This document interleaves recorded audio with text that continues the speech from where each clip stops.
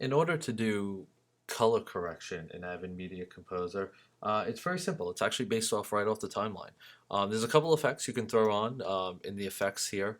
If you hit the purple square and you go to, there is a color correction spot that we can do with the image and stuff like that. If you go to image, and notice you have color correction mode right here, color effect. There's a few color correction things here, but I like to work off the timeline. So if I place my clip right on, we'll work on the first clip. And if I go into color correction mode, which is the third from the bottom, third up from the bottom, color correction mode is another film strip. And if I click that, notice the wheel comes up. The black screen is the clip before it, but there's nothing before the first clip, so that's why it's black. The middle screen with my cursor, that is the actual clip I'm working on, so I can actually see the changes happen. And all the way the clip all the way to the right is the clip after it. So that's clip number 2. That's great because if you're trying to match clips and have them be the same color. So you have we're in HSL mode right here. Hue, saturation, and luminance. So that's very important for us. And then notice we have buttons to the right here. We have gain, making our light values lighter or darker. Then we have gamma, which is lightening or darkening the midtones.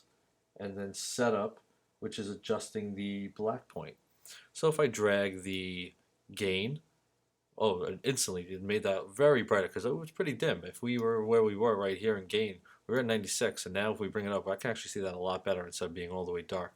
So it definitely made that light values lighter. Gamma works with the midtones. It made it a little white, so I don't want to go up too much. I'm actually going to kind of stay where I'm at in the middle. I wouldn't make that adjustments. And then setup, if I have that turned on, again, see how bright we make the background. It's working with the background more. I'll tweak it just a little bit. Obviously, I have my hues here, and I can make the colors pinkish. Notice how some pink went into the background there. I'll work some of the mids here, make it a little bit greener, and then give it a little bluish tint. Just work with the colors a little bit.